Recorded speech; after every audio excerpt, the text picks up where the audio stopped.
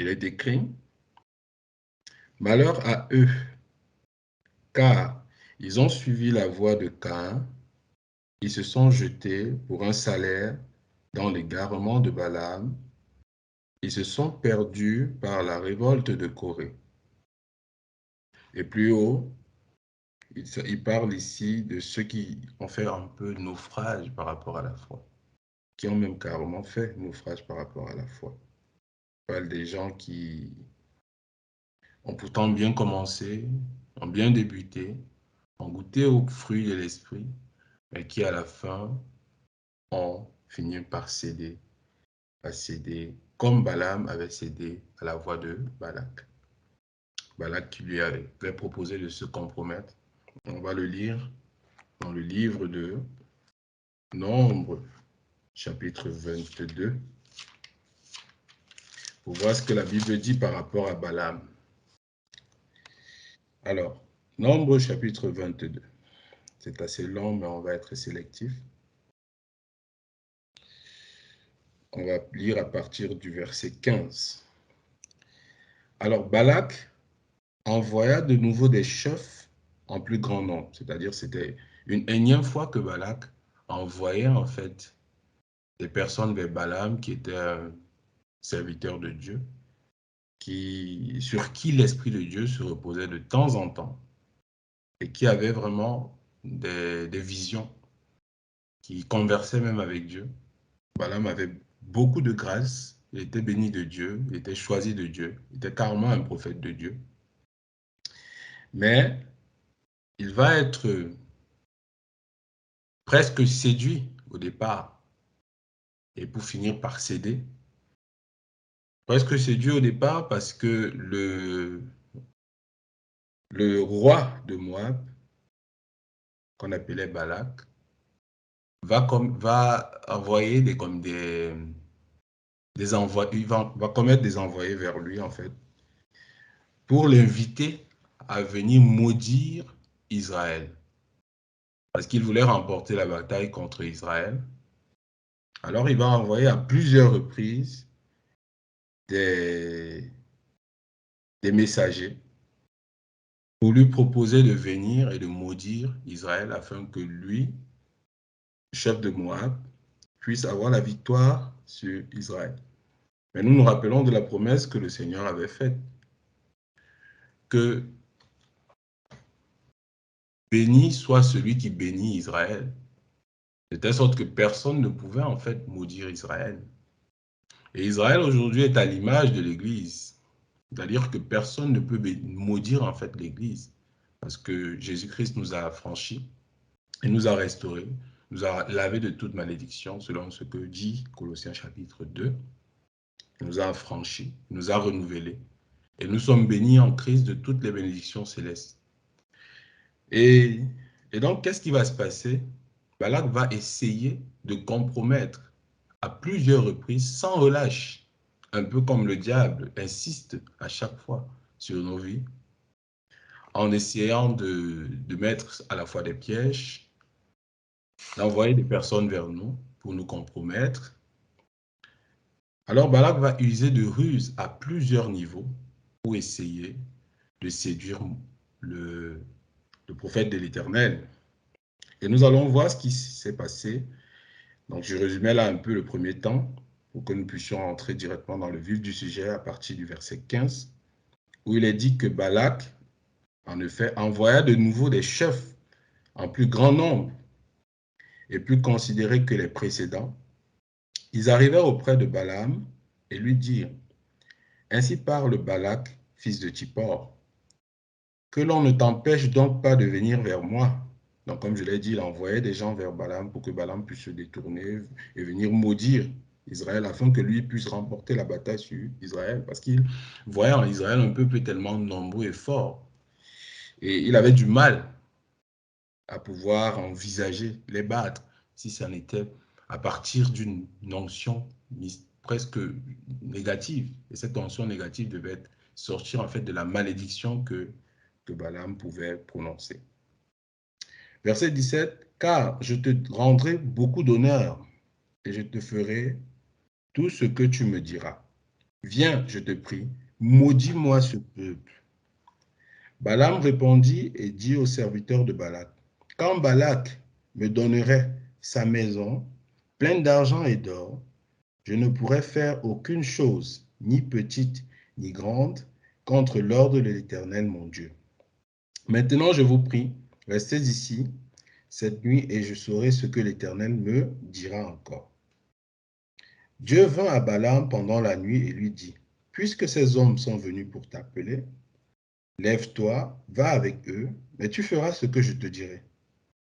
Alors Balaam se leva le matin, sella son ânesse et partit avec les chefs de Moab. Et là, la colère de Dieu s'enflamma parce qu'il était parti, et l'ange de l'Éternel se plaça sur le chemin pour lui résister. Balaam était monté sur son ânesse, et ses deux serviteurs étaient avec lui. L'ânesse vit l'ange de l'Éternel qui se tenait sur le chemin, son épée nue dans la main. Elle se détourna du chemin et alla dans les champs. Balaam frappa l'ânesse pour la ramener dans le chemin. L'ange de l'Éternel se plaça dans un sentier entre les vignes. Il y avait un mur de chaque côté. L'ânesse vit l'ange de l'Éternel, elle se serra contre le mur et pressa le pied de Balaam contre le mur. Balaam la frappa de nouveau. L'ange de l'Éternel passa plus loin et se plaça dans un lieu où il n'y avait point d'espace pour se détourner à droite ou à gauche. Alors l'ânesse vit l'ange de l'Éternel et elle s'abattit sous Balaam. La colère de Balaam s'enflamma et il frappa l'ânesse avec un bâton. L'Éternel ouvrit la bouche de l'ânesse et elle dit à Balaam, que t'ai-je fait pour que tu m'aies frappé déjà 3 fois? Balaam répondit à l'ânesse, c'est parce que tu t'es moqué de moi. Si j'avais une épée dans la main, je te tuerais à l'instant. Alors on va d'abord s'arrêter là. Là, on a le récit du périple de Balaam qui a été convié par Balak à venir auprès de lui pour maudire le peuple d'Israël.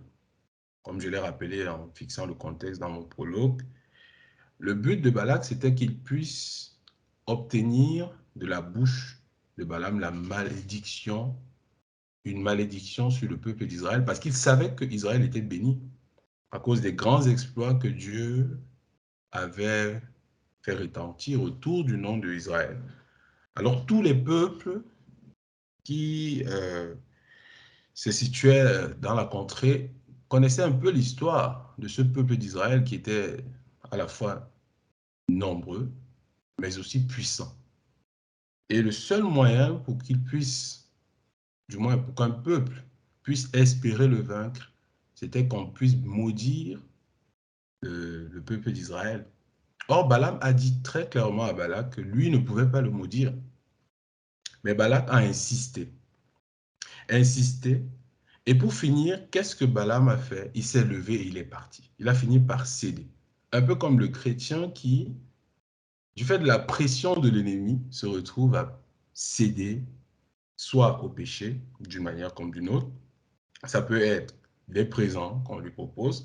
Ça peut être la séduction d'une dame. Ça peut être la corruption, la compromission.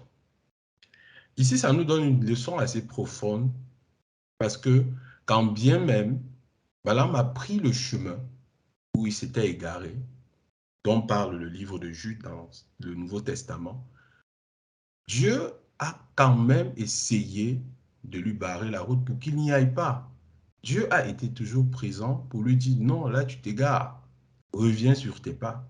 Mais Balaam, à cause de l'appât du gain, a été séduit. L'image ou la métaphore de Balaam nous invite vraiment à faire une analyse assez critique sur la vie du chrétien qui, du fait des biens de ce monde, se retrouve séduit. Et ça nous invite vraiment à aller un peu plus loin, à se dire, mais quand bien même le chrétien est sur la voie de la perdition, pourquoi ce Dieu merveilleux et miséricordieux est toujours là pour essayer de le ramener sur le bon chemin? Et il utilise tous les moyens parce que Dieu a carrément ouvert la bouche de l'ânesse, alors que l'ânesse ne parle pas normalement. Il a carrément ouvert la bouche de l'ânesse pour parler à Balaam. Et plus bas, si on continue la lecture, si vous allez continuer forcément chez vous, parce que vous pourrez méditer sur cette histoire intéressante de Balaam d'ailleurs, qui se résume sur trois chapitres, hein, je crois, 22, 23 et 24. Vous constaterez plus tard que l'ange qui s'est tenu a dit à Balaam que s'il avait avancé, c'est-à-dire que si l'ânesse avait avancé, il aurait tué Balaam. C'est-à-dire à quel point Dieu voudrait nous voir morts étant chrétiens, plutôt que nous voir perdre étant chrétiens. Ça prouve tout l'amour de Dieu pour nous. Et Dieu nous met ici en garde par rapport au présent. Donc, quand je dis chrétien, méfie-toi de la voix de Balaam, en fait, c'est pour dire chrétien, méfie-toi de la compromission. Parce que Dieu avait dit à Balaam de ne pas aller. Mais à cause des richesses qu'on lui avait proposées, Balaam a été séduit et il s'est dit en lui-même exactement la parole qui avait été prononcée par l'ennemi lors de la chute du jardin d'Éden. Il s'est dit, Dieu a-t-il réellement dit de ne pas y aller? Balaam ici, il s'est retrouvé dans la voie de ce qu'on appelle la compromission. Il s'est retrouvé à prendre les présents qui étaient interdits. Il s'est retrouvé à toucher aux mets interdits de ce monde. Il s'est retrouvé séduit par la vision obscurantiste de ce monde, qui peut se décrire de plusieurs manières. Il est clair que Dieu te dit, ici, n'y va pas. Mais tu dis, Seigneur, je vais jeûner pour voir si tu as dit que je ne dois pas y aller. C'était la voix de Balaam, en fait. Et c'est le propre des chrétiens aujourd'hui. Beaucoup de choses que le monde nous propose nous font dévier de la voix de Dieu, nous font dévier de l'obéissance de Dieu. Et c'est simplement ce chemin de la compromission qui se manifeste de plusieurs manières. Comme je l'ai dit tantôt, c'est le chemin du Dieu a-t-il réellement dit? Dieu t'a dit que ton corps lui appartient. Dans 2 Corinthiens chapitre 6, tu dis, mais il n'est pas écrit quand même dans la Bible que Dieu a dit qu'il ne faut pas fumer. Donc ça veut dire que Dieu, il pourrait m'accepter même si je fume. Il n'est pas dit que je ne peux pas me masturber. Dis-moi, montre-moi où c'est écrit masturber. Alors je peux le faire au moins une fois par semaine. Dieu a-t-il réellement dit? Voilà la voie de Balaam, la voie de la compromission. Et cette voie de Balaam est également celle que l'ennemi a proposée à notre Seigneur dans Luc chapitre 4 et Matthieu chapitre 4. Puisque si nous lisons bien dans le verset 17 de Balaam, de Nombre chapitre 22, qu'est-ce qui est écrit? Il est écrit, car je te rendrai beaucoup d'honneur et je ferai tout ce que tu me diras. Viens, je te prie, maudis-moi ce peuple. La seule chose qu'il lui demandait, c'est que fais ma volonté et je te couvrirai d'or. Et c'est exactement ce que l'ennemi a fait. Quand il a transporté le Seigneur du haut de la montagne, il lui a dit, voici tous ces royaumes. Mets-toi juste à genoux, adore-moi et je te le donnerai.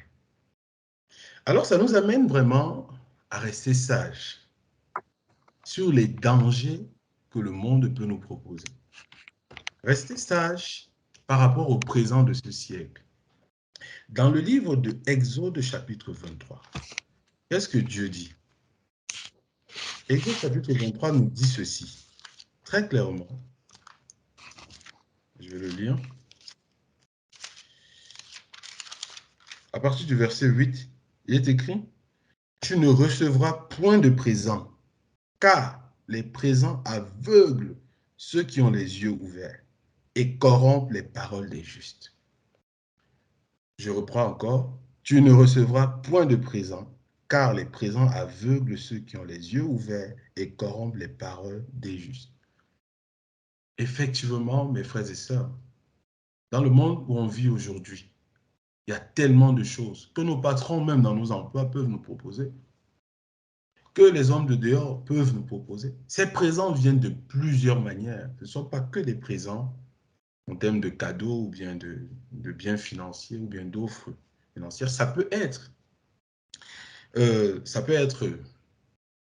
toute voie qui peut nous amener à la compromission, toute voie qui peut nous faire dévier du vrai chemin. Quand on lit Exode chapitre 23, verset 8, on retrouve ici la voie de Balaam encore. Cette voie qui pourrait s'illustrer par le fait que les présents peuvent aveugler le juste. Et qui est le juste? C'est le chrétien. Les présents sont un véritable poison pour l'obéissance, selon le Seigneur.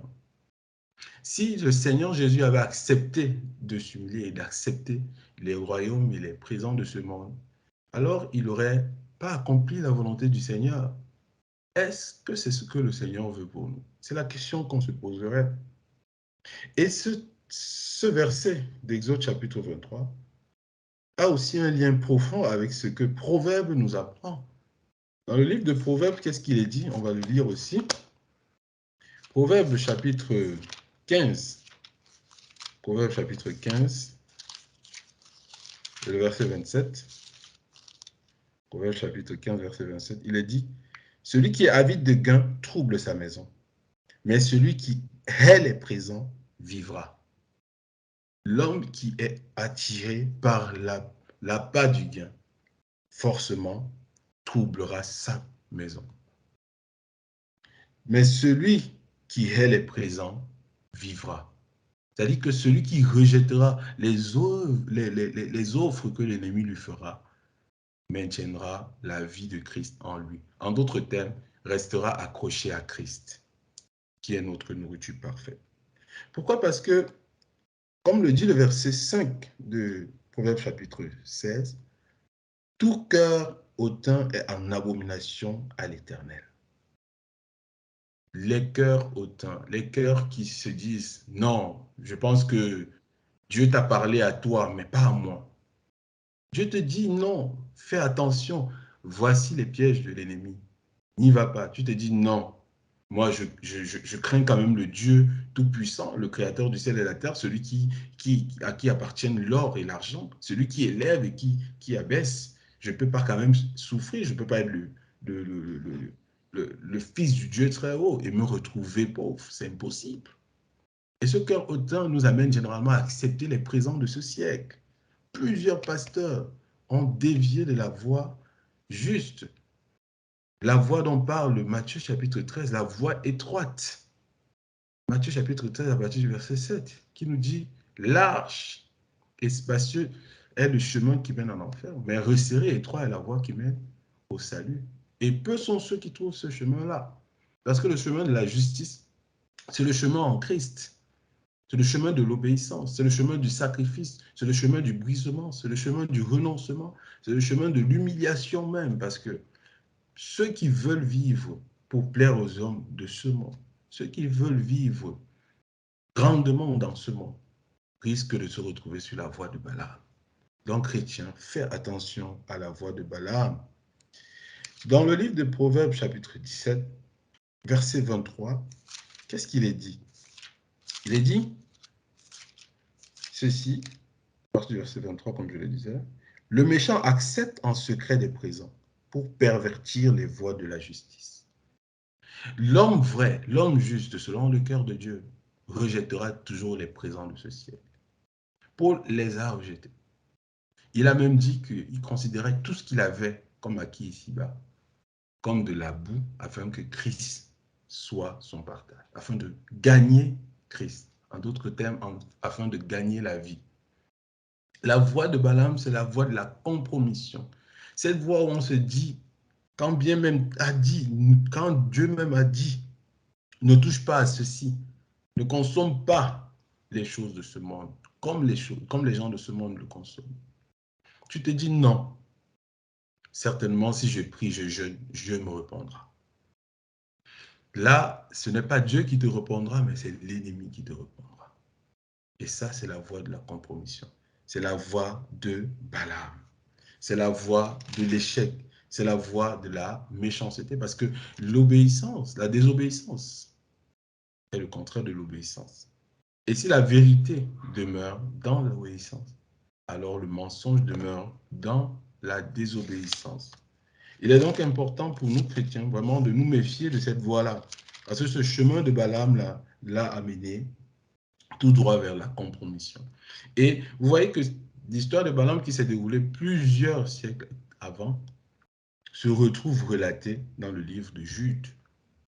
Balaam qui, malgré l'excellence des visions qu'il avait, lui qui écoutait la voix de Dieu, lui qui était tourné vers Dieu, lui qui était consacré à Dieu, lui qui avait ce privilège que l'Esprit de Dieu était sur lui, il s'est retrouvé dans la liste des gens qui ont été compromis. Ce n'est pas ce que le Seigneur veut pour nous, parce que c'est le Seigneur qui nous dit que c'est celui qui persévérera jusqu'à la fin qui sera sauvé. Et quand il parle de persévérance, il nous invite dans la vérité. La voie de Balaam n'est pas la voie que Dieu veut pour nous. Et nous avons l'exemple. Nous avons malheureusement l'exemple de deux frères, Hyménée et Alexandre, qui par exemple avaient fait naufrage par rapport à la foi. Ils avaient fait naufrage par rapport à la foi. Ils avaient abandonné la foi et une bonne conscience, parce que la bonne conscience est attachée à la foi. Dans le livre de 1 Timothée chapitre 1, verset 19, il est écrit « En gardant la foi et une bonne conscience, cette conscience, quelques-uns l'ont perdue et ont fait naufrage par rapport à la foi. De ce nombre sont Hyménée et Alexandre, que j'ai livré à Satan, afin qu'ils apprennent à ne pas blasphémer. » Non, c'est l'exemple de ces personnes qui ont accepté la compromission. On a aussi l'exemple d'Ananias et de Saphira qui ont accepté la compromission. La voie de la compromission, c'est la voie du mensonge, c'est la voie de la désobéissance, c'est la voie qui nous oriente vers les plaisirs, les biens, les présents de ce monde. Comme on l'a lu, le juste, lui, ne peut pas se conformer au présent siècle. Donc, voilà le message que j'avais pour nous ce matin, ce soir plutôt. Et parce que certainement, c'est un message qui replace encore au centre des débats le chemin de la compromission, le chemin de l'évangile de la prospérité dans l'Église aujourd'hui qui est en train de plus en plus de détruire, mais pas que celui de la prospérité, mais aussi celui de Dieu a-t-il réellement dit? Parce que c'est cet évangile encore qui est beaucoup plus présent. On dit, moi j'ai l'Esprit de Dieu, tu ne peux pas me dire une chose, je vais aller questionner Dieu, il va me dire à moi-même. Et ça, c'est un cœur hautain. Et la Bible dit que Dieu résiste aux orgueilleux, Dieu résiste aux hautains, mais il fait véritablement grâce au cœur humble. Donc que le Seigneur nous bénisse. Vraiment chrétien, méfie-toi de la voie de Balaam. Garde-toi de la voie de la compromission. Garde-toi de la voie de Dieu a-t-il réellement dit? Et le Seigneur te gardera. Que le Seigneur te bénisse. Amen.